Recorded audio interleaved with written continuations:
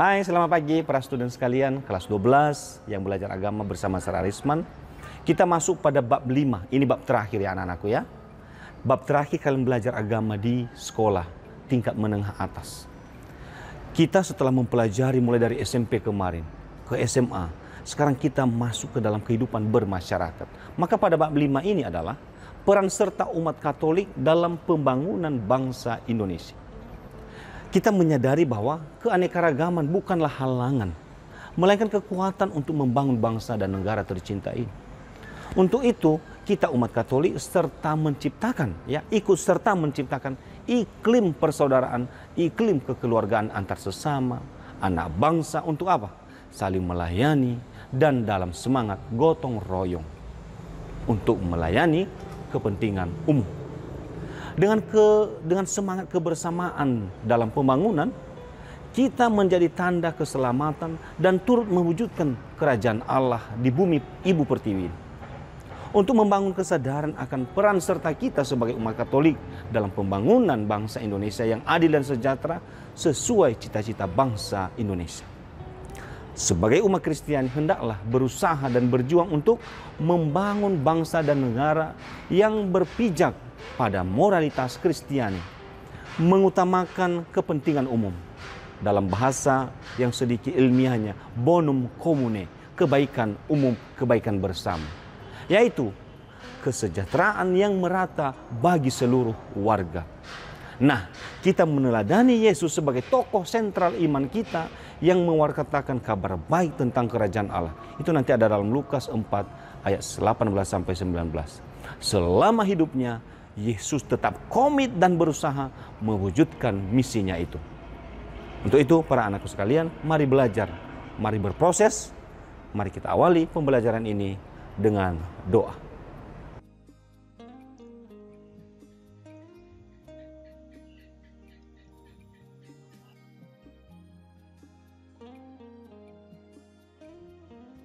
Dalam nama Bapa dan Putra dan Roh Kudus. Amin. Allah Bapa penyayang kehidupan, kami bersyukur boleh mendiami tanah air Indonesia dengan segala keragaman dan kekayaan alamnya. Kami bersyukur bahwa Engkau menyertai perjalanan bangsa dan negara kami. Bantulah kami agar dari hari ke hari, kami semakin bersatu hati mewujudkan kesejahteraan umum. Terangilah hati dan budi kami, agar tidak berpandangan sempit memperjuangkan kepentingan kelompok dan golongan sendiri.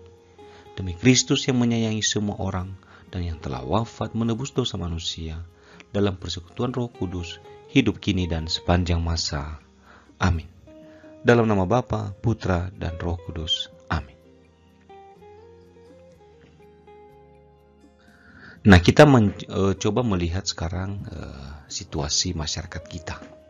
Ya, tadi nanti kalau lihat bukunya, pasti Anda melihat ada satu contoh kasus di situ ya. Kasus perbudakan buruh ya. Tentunya yang namanya perbudakan ya tidak manusiawi ya, dan itu terjadi dalam situasi masyarakat kita. Ada perbudakan yang terselubung juga ya, misalnya seorang pegawai digaji secara tidak adil ya, atau memberi beban kerja dengan jam kerja yang jauh lebih banyak ya, sementara majikannya memperkaya diri. Nah, ini harus kita sadari ya, ini situasi masyarakat kita.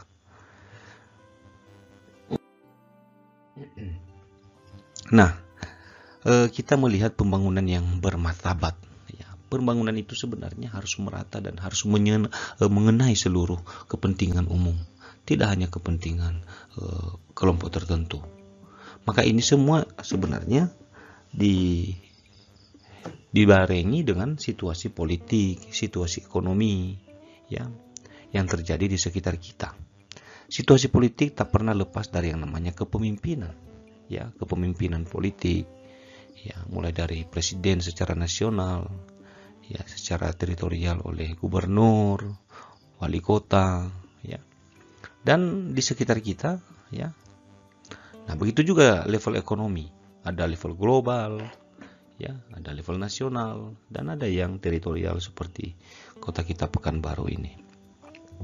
Maka pembangunan ya harusnya bermartabat, tidak karena keserakahan, tidak karena gila akan jabatan, ya. Ini harus bermartabat karena kita manusia, ya. Nah, kalau dilihat seluruh akar masalah situasi politik, situasi ekonomi, budaya, pendidikan, atau apapun ya kondisi dalam kehidupan berbangsa dan bernegara kita, ini setelah digali dan ditelusuri bahwa ada akar masalahnya sebenarnya. Pertama ya, nyata-nyata bahwa orang Indonesia ini sangat beriman dari segi memiliki identitas keagamaan. Rupanya iman hanya sebatas pengetahuan, belum sebagai tindakan hidup, ya, tidak mendalam penghayatan imannya. Ya. Ada ambisius akan kekuasaan dan harta kekayaan. Ambisi belum cukup, masih kurang, terus berburu harta karun. Ya, pada hidup kita ini adalah sesaat. Lalu nafsu untuk mengejar kepentingan pribadi. Nah ini. Ya kamu, lulu ya, gua ya. Nah, ngapain keurus? Ya. Nah, kalau ini yang sudah terjadi, tidak ada lagi gunanya kita bersama. Nggak ada lagi guna kehidupan bersama itu. Dan apalagi yang terakhir, menghalalkan segala cara. Ya. Karena apa? Ada tujuannya. Tujuan itu yang bagaimana? Ya mungkin dia mau kaya, tapi caranya apa? Dia korupsi. Nah ini akar masalah sehingga terjadilah krisis multidimensi dalam kehidupan berbangsa dan bernegara kita.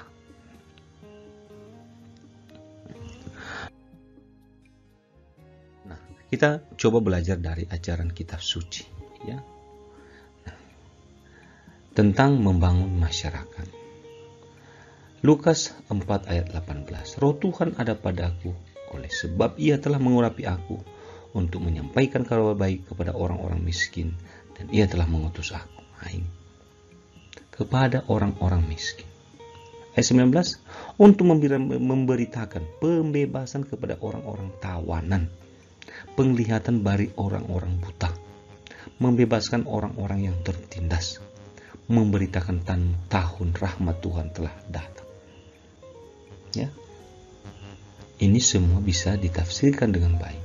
Ya, tawanan lepas dari tawanan, buta bisa melihat. Ya, bukan hanya melihat dari sisi bisa matanya melihat. Ini ada banyak kita yang punya mata tapi nggak bisa melihat, pura-pura tidak lihat bahwa sesama kita sedang membutuhkan bantuan. Nah, maka dari teks itu ya coba berdalami ya. Bagaimana sikap Yesus terhadap orang-orang kecil? Ya, sikapnya bagaimana? Ya. Lalu sikapnya kepada para penguasa bagaimana? Apakah kompromi Yesus, kerjasama? Ya, atau apa yang dilakukan oleh Yesus kepada mereka? Nah, sekarang mendekati ke kita pendalamannya. Ya, sebagai orang Katolik menghadapi krisis politik dan ekonomi, ya, kamu sebagai orang Katolik bagaimana menghadapi krisis yang seperti ini? Figur pemimpin, ya, di mana-mana orang hanya mau cari untung. Nah, lalu ajaran dan tindakan Yesus yang bisa kita teladani apa? Ya, nah, yang dimana situasi politik dan ekonomi ya cenderung merugikan orang banyak, khususnya siapa? Rakyat kebanyakan, rakyat jelata, rakyat miskin.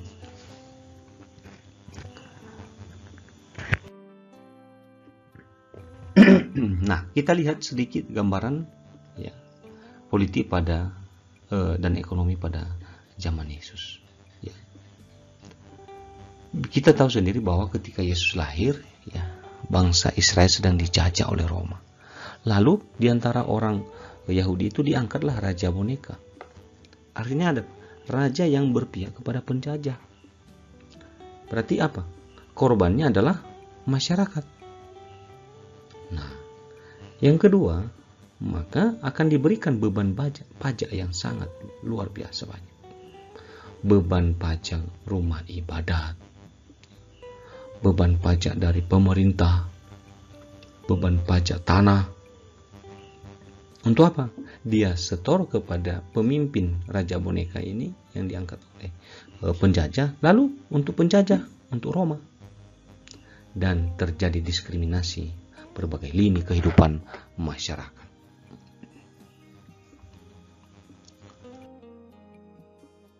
Nah, bagaimana sikap dan tindakan Yesus?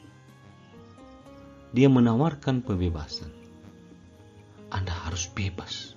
Anda harus merdeka. Dia lakukan mukjizat kepada mereka. Lalu dia mengecam para penguasa. Dia berani membela rakyat kecil. Ya, dan dia menawarkan pembebasan yang muncul dari batin. Bukan hanya pembebasan fisik semata, tapi bebas secara batiniah. Ya, itu yang paling mendalam. Nah,